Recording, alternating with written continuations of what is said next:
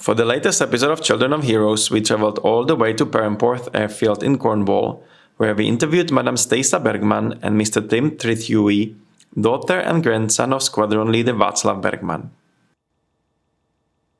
Thank you for participating in our project Children of Heroes. Your father and grandfather served in the Royal Air Force during the Second World War. Could you tell us more about how he became a pilot? Originally he was in the Czech Air Force and they got overrun by the Germans as they expanded through Europe. So they went to France, where he was in the French Air Force briefly. They flew these planes that he wasn't very complimentary, they weren't armed properly, they were very often unserviceable.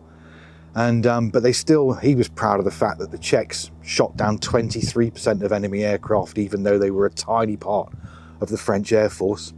And then when France fell, he managed to get on a freighter that came over and docked at Falmouth, which is on the other coast about 20 miles away.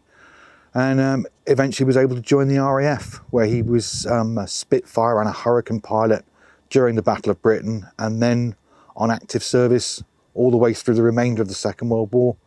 And he flew Spitfires from this airfield at one time, where we are now. And he got shot down during one of his missions. How was this experience for him? He didn't used to talk a lot about it, but the only time we had a conversation, he was telling us that he was upside down over London in his Hurricane. He was on fire and he was in the middle of all the barrage balloons. And we all went, "What happened next, Grandad?" And he said, "I learned to parachute," because that's how he spoke. And that's what happened as he came down. He was lucky because quite a few, not a few, Polish and Czech airmen got bayoneted to death by the Home Guard, because this flaming pilot arrived round speaking a very strange brand of English, and they went, "Oh, we've got a Jerry here." But when he landed, he was surrounded by the Home Guard, but the MPs from nearby came up and went, "It's okay, chaps, he's one of ours." And so he didn't get done in by the Home Guard boys. He was a very successful fighter. Did he talk about? Not really, no. He never bigged himself. I didn't find out till years later that he had a DFC and a bar to his DFC, and he gave away his medals. Somebody was a researcher said, "I'd like to see your medals," and take them. He wasn't one for bigging himself up in that way. Do you think it wasn't important for him to be awarded this medal? I'm not sure. What do you think? I think it was important to him, yes. Yes, I think so. He took me with him to Buckingham Palace to receive his DFC bar. And the Queen said to him, "We are pleased to have you." And I think he was proud of that. After the war, he returned to Czechoslovakia and he joined the Czechoslovak Air Force. Yeah. How was it for him? Well, Mum was there, but she was very young then. Yes, I was about 2, and I came back when I was about 5, so I have 3 years there, and spoke Czech fluently. And did you speak Czech? No, I came home and I found no one else did, and that was it. I went back to the Czech Republic and went back. I have a family out there, and they took us to Domoshice, which was Dad's village, where he was born and bred. He didn't stay in Czechoslovakia. He returned back to England. We had to escape from there because it was being invaded again. I think it was the Russians. The Russians came in and as ex-RAF. Communist school in 1948. Yeah. Yes. As ex-RAF, they were deemed too westernised, which was probably true, to be good communists. I don't think Grandad would have made a good communist.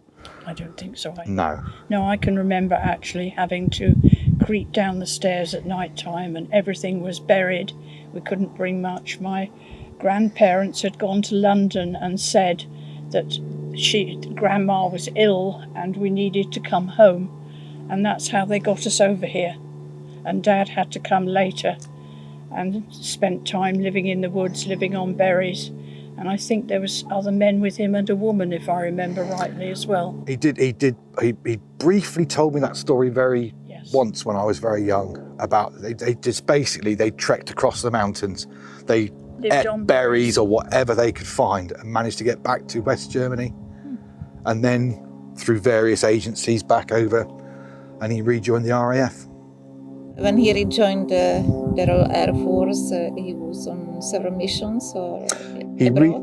He was a wing commander when he left the RAF, and then he rejoined as a pilot officer, which is the lowest officer you can be. And he ended up going to Singapore was first of all, wasn't it? Yes. Flying Sunderland flying boats. And that's where he got his bar to the DFC in Singapore. Somebody was in danger, and instead of taking off when he should have done, he hung back so this person could, be rescued and come back with him. Your father and your mother met at this airport. Yes. That's right. My mother was evacuated from London in the war, and they met at a dance down here. My earliest memory is of the Czech Republic, going to school there, the kindergarten, and there is a picture of me somewhere. I was chosen to present a bouquet to the Mayor of Prague because I was an English child. When Dad was posted to Singapore, we went out to Singapore, and then we came back and we settled in Cornwall, and that's where I have been most of my life now. You are a passionate scout. I was, yes. I was a Cub Scout leader and a group scout leader, and I also was the first woman in Cornwall that actually had a scout troop, because no one else would do it. There was nothing in our little village for young boys. There was guides, and I, having 4 boys, wanted them to, be also doing something. So I started the Cub Pack, and as I say, the scout leader left after many years, so I took that over, and then I went to be group scout leader, and thoroughly enjoyed it, loved it. And what's your current occupation? I am retired now. I worked for social services for a number of years. I worked in hospital, occupational therapy, until I retired. Tim, you worked as an analyst programmer. Yeah. What led you to this choice? Basically, I had to do something. We went into the RAF for a while. Yeah, we don't talk about that. It was only 3 months. But I got to 22 and I hadn't found anything I liked. I did sheep farming, I did lifeguarding, I was a barman. I did so many things, but I thought I needed to earn some proper money. So I went and did an analyst programmer's course, and then went through that after that, quite successfully at times, and not successfully at other times. But that's what I've been doing, and that's what I am again now, is analyst programmer for a lift company, run their IT systems. You love sport? Yeah.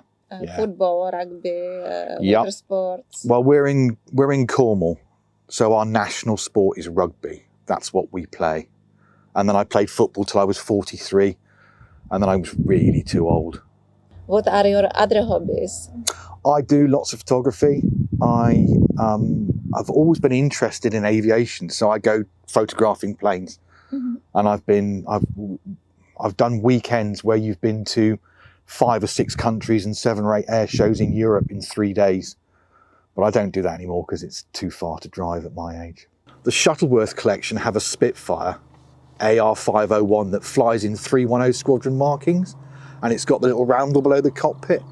And I found out last year, because I contacted them, Grandad flew that actual plane in 1942 but they didn't meet any enemy aircraft when he flew it. But yeah, his plane is still flying, so I want to see that Spitfire now. These are the actual blast shelters that they used to park Spitfires in the Second World War when Grandad was based here. So we have walked around here before and stood in them and looked, and you just wonder if you stood where he was stood in those times. The idea was if they were parked in there and a bomb landed over there somewhere or there somewhere, you wouldn't get debris. They would have to go up and then down in a very specific place to hit them. So it was to keep them safe. So we've been round them, and it's nice to sort of feel him. I'm enormously proud of him and what he did. How did your Czech heritage influence your life? I personally am very, very proud of it. I returned to the Czech Republic and visited his village, and we were presented with the mayor in Domažlice, and the village has made him a beautiful memorial of which I have pictures. Yes, I'm very proud of my heritage, I have to say.